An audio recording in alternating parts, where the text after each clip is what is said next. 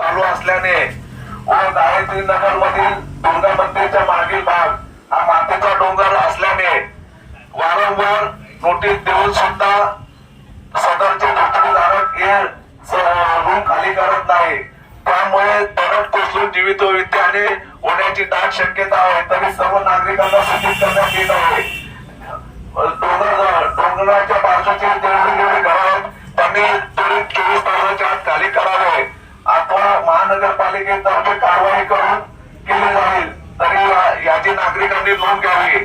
जर झोपडी खाली नाही केली तर काय जो नुकसान झालं तर याला महानगरपालिका जबाबदार राहणार नाही असे आवाहन प्रभाग समिति व 2च्या संयुक्त विधानाने सर्वांना करण्यात येत आहे। घटना रात में घटी। ज़्यादा बारिश होने से झोपड़े ऊपर जो बने हैं और वो मट्टी के हैं, मट्टी के जो से ऊपर वो बनाते हैं हर साल। हम लोग क्या करते हैं, हर साल उनको नोटिस देते हैं कि बाबा ये तुम्हारा झोपड़ा धोखादायक है, तुम ये मत करो। और ये कार्रवाई प्रभाग समिति 1 और 2 के तरफ से हम लोग हर साल बैनर पोस्टर सारी चीज़ें उनको सावधानी देते हैं कि बाबा यहाँ मत रहो, लेकिन उसके बावजूद भी वो वहाँ से निकलते नहीं। इसलिए ये घटना की पुनरावृत्ति हो गई। तो अभी हम लोग 2-3 झोपड़े जो है वो तोड़ के उनको प्रभाग समिति 2 के तरफ से शिफ्ट करके शासन के स्कूल में हमने उनको शिफ्ट कर रहा हूँ। बाकी लोगों को फिर से नोटिस और सावधगिरी का इशारा अपन देते हैं, जल्द से जल्द झोपड़ा जो है खाली करो, जो धोखादायक है उसको खाली करो, जीवित हानि न हो। अभी कोई जीवन हाथी वगैरह नहीं, जीवन हाथी कुछ नुकसान नहीं हुआ है। कुछ झाड़ जो है गिर के नीचे आ गए हैं, उसका हमको निकालने का भी कार्रवाई चालू करेंगे और वो बुला के लिए आदमी। सर अक्सर ये होता है कि जब भी इस तरह लैंड स्लाइडिंग होती है तो लोग मुआवजे की मांग करते हैं। मुआवजे की मांग का वो तो फॉरेस्ट की जगह पे बनाते हैं। फॉरेस्ट वालों को समझना चाहिए, उनका भी ये काम है कि फॉरेस्ट की जगह पे कोई इलीगल बांधकाम नहीं होना चाहिए। उनके तरफ से ये चीज़ें होती नहीं। काम फॉरेस्ट विभाग का है, फॉरेस्ट की सारी चीज़ें हैं, फॉरेस्ट वालों को सोचना चाहिए। रात्री घटना घडलेली आहे। सकाळी आम्ही प्रभाग समिती 1 आणि 2च्या संयुक्त कारवाईने आपलं हे काम चालू झालं। आम्ही दरवर्षी त्यांना झोपडपट्टीवाल्यांना दरवर्षी नोटीस देतो।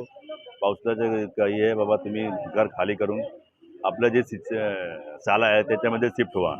बॅनर लावतो आम्ही त्यांची इशारासाठी की बाबा हवामान आहे, पाऊस जास्त होईल, तरी पण ते निघत नाही।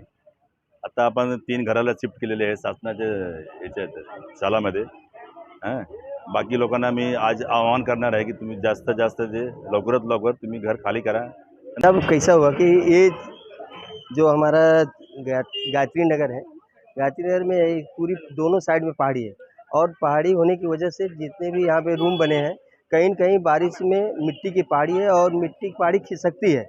उसके वजह से आज जो है लगभग 5 से 6 घर के ऊपर मिट्टी आई है और 3 घर जो है एकदम मिट्टी के अंदर दब गया है। 2 घर पे झाड़ भी आकर के पड़ा है। तो ये अक्सर जो है हर साल ऐसा होता है। महानगर पालिका अपना जो है उनका जो नोटिस का है फॉर्मेलिटी वो करती है, लेकिन कहीं न कहीं गरीब का नुकसान होता है। दूसरी बात, इसके अगले साल जो है इसी तरह से भूकंप जैसा आया था, एक चक्रवात जैसे होता वैसा आया था और लगभग 25 घर का झोपड़ा का पूरा पतरा उड़ के चला गया। और वो पतरा उड़ने के बाद महानगर पालिका के लोग आए, सर्वे हुआ और सर्वे का रिपोर्ट इन्होंने तहसीलदार को दिया। तहसीलदार वो रिपोर्ट ऊपर भेजे। आज तक दूसरी बारिश आ गई, 2 साल होने को हुआ, आज तक गरीब लोगों का जो नुकसान हुआ था उसका भरपाई तहसीलदार महानगर पालिका नहीं कर पाई। तो कहीं न कहीं ये लगता है कि महानगर पालिका और तहसीलदार का जो इनका गैप होता है, किस चीज़ का गैप है, क्योंकि गरीब का नुकसान हुआ तो नुकसान समझता है। वो पढ़ा लिखा नहीं है, वो जो है अगर उसके पास पैसा होता तो जाकर कहीं बिल्डिंग में रहने का काम करता, झोपड़े में नहीं रहता। तो कहीं न कहीं गरीब के साथ ये जो घटना होती है, आपदा आती है, उसका नुकसान होता है। तो महानगर पालिका और तहसीलदार से मैं यही गुजारिश करूँगा कि उनकी भरपाई होनी चाहिए। उनका मैं नहीं बोलता हूँ कि वो उनका जो है महानगर पालिका गलती है, ये आपदा है और आपदा किसी के साथ हो सकती है। तो अगर ये हुआ है तो उनका भरपाई महानगर पालिका करे या तो तहसीलदार के थ्रू हो। गरीब का कहीं न कहीं उसका भला होना चाहिए। मैं यही कहूँगा, यही गुजारिश करूँगा महानगर पालिका और तहसीलदार से कि गरीब का कुछ न कुछ जो नुकसान हुआ उसका भरपाई करने का काम करे। हाय दोस्तों, मैं छोटू दादा। T9 टीवी न्यूज़ को सब्सक्राइब कीजिए, लाइक कीजिए, कमेंट कीजिए और आगे शेयर भी कीजिए।